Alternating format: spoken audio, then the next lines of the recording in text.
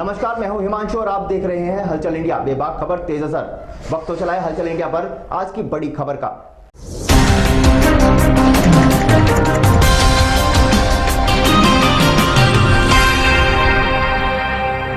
हरियाणा के बल्लभगढ़ में युवती को सरेआम गोली मारकर हत्या करने के मामले में जनपद शामली के कस्बा थाना भवन में करणी सेना भारत के कार्यकर्ताओं ने संयुक्त रूप से कस्बे में विरोध मार्च निकालते हुए राष्ट्रपति के नाम ज्ञापन सौंपकर हत्यारों को फांसी देने की मांग की है। जनपद शामली के कस्बा थाना भवन में करणी सेना भारत के कार्यकर्ताओं ने हरियाणा के बल्लभगढ़ में युवती को सरेआम गोली मारकर हत्या करने का विरोध को जताते हुए मार्च निकाला। मार्च के दौरान हिंदू संगठन कार्यकर्ताओं ने बहन बेटी के सम्मान में करणी सेना भारत मैदान में लव जिहाद को रोकने के लिए कानून बनाओ जैसे नारे लगाए। हिंदू संगठन के कार्यकर्ताओं ने कस्बे से मार्च शुरू कर कस्बे के ही डॉक्टर हेगड़ेवार चौक पर एकत्र होकर विरोध जताते हुए नारेबाजी की। हिंदू संगठन के कार्यकर्ताओं ने राष्ट्रपति के नाम पुलिस को ज्ञापन सौंपा। ज्ञापन के माध्यम से युवती के हत्यारों को फांसी देने की मांग की गई है, तो साथ ही लव जिहाद रोकने के लिए कानून बनाने की भी मांग की गई। इस दौरान करणी सेना भारत के कार्यकर्ताओं द्वारा लव जिहादियों को खुलेआम चेतावनी देकर जताया गया कि अगर लव जिहादी अपनी हरकतों से बाज नहीं आए तो करणी सेना भारत के कार्यकर्ता उन्हें खुद दंडित करेंगे। हिंदू संगठन के कार्यकर्ताओं ने ऐसी घटनाओं को लेकर कड़ी नाराजगी जताते हुए अपना विरोध किया। उन्होंने कहा कि अगर घटनाओं पर रोक लगाने के लिए कड़े कदम नहीं उठाए गए तो पूरे देश में आंदोलन करने की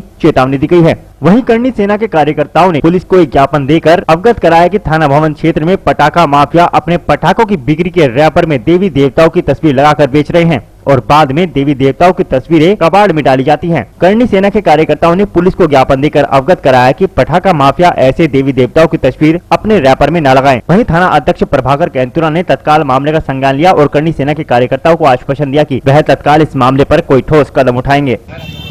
जी, ये जो बल्लभगढ़ में हरियाणा में घटना घटी है बहन निकिता के सम्मान में, आज करणी सेना पूरे देश में, पूरे उत्तर प्रदेश में और साथ में हमारे थाना भवन में ये बहन निकिता के सम्मान में हमने ज्ञापन महामहिम श्री राष्ट्रपति जी का नाम क्षेत्राधिकारी जी को दिया है। हमारी सरकार से यही मांग है कि इस देश में लव जिहाद पर सख्त से सख्त कानून बने। अगर ये लव जिहाद ऐसे ही चलता रहा तो एक दिन करणी सेना को खुद मैदान में आना पड़ेगा और करणी सेना अपनी बहन बेटों की इज्जत बचाना खुद जानती है। वो जो हमने जो हमारे पटाखा ये फैक्ट्री वाले हैं, हमारे देवी देवताओं की, कहीं हनुमान जी की, कहीं संतोषी माँ की तस्वीरें लगाते हैं, वो एक ही बहुत निंदनीय है। हमने उन्हें ज्ञापन दिया है कि किसी भी फैक्ट्री पर या हमारे देवी देवता की कहीं भी तस्वीर नहीं होनी चाहिए। अगर तस्वीर लगाई गई तो हम उसके खिलाफ पहले तो कानून का सहारा लेंगे। अगर कानून इस पर अपनी प्रतिक्रिया नहीं देता तो फिर करणी सेना या हिंदू समाज सारा एकता के साथ जुट मिलकर इन्हें खुद सबक सिखाएगा। हम ये बिल्कुल भी बर्दाश्त नहीं करेंगे कि हमारे देवी देवताओं की तस्वीर लगा करके वे अपने आप पैसों का भुगतान करें, पैसे जुटाएं और हमारे देवी देवताओं की तस्वीर को नालियों में, इधर उधर गंदी कीचड़ों में फेंके, वो हमें बर्दाश्त नहीं होगा। इसके लिए हम कभी भी किसी को माफ़ नहीं करेंगे।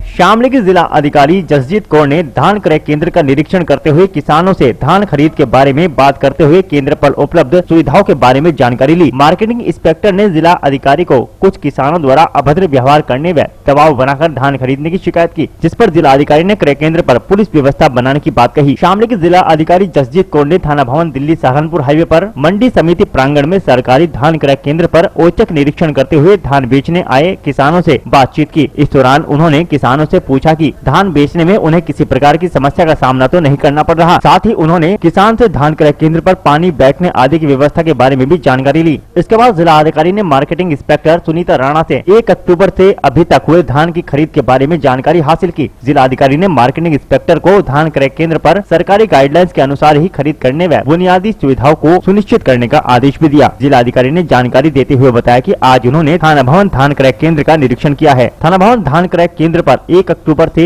आज तक 1728 कुंतल 80 किलो धान की खरीद हो चुकी है। लगभग 250 कुंतल प्रतिदिन धान खरीद थाना भवन क्रय केंद्र पर की जा रही है। उन्होंने कहा कि लक्ष्य के अनुरूप उन्होंने धान खरीदना सुनिश्चित कर लिया है। साथ ही मार्केटिंग इंस्पेक्टर सुनीता राणा द्वारा कुछ किसानों की शिकायत को लेकर उन्होंने कहा कि धान क्रय केंद्र पर पुलिस व्यवस्था बनाने के आदेश दे दिए गए हैं। आज धान क्रय केंद्रों का निरीक्षण मेरे द्वारा किया जा रहा है डिप्टी आरएमओ मैडम के साथ में।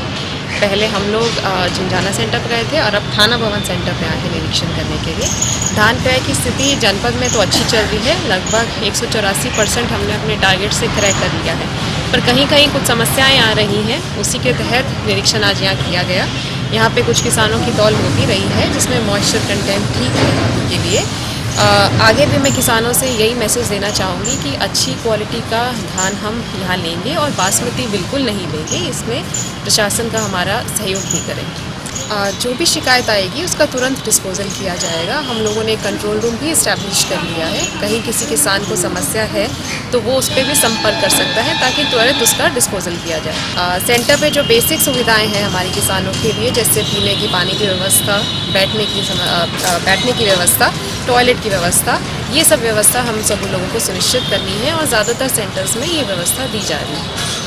लगभग कितना टोल आए दिन जनपद में हो रहा है? लगभग हमारा 184% जैसे मैं बता रही हूँ हो गया है। हमें 180 कुछ मेट्रिक टन करना था और हम 350 मेट्रिक टन इसमें कर चुके हैं।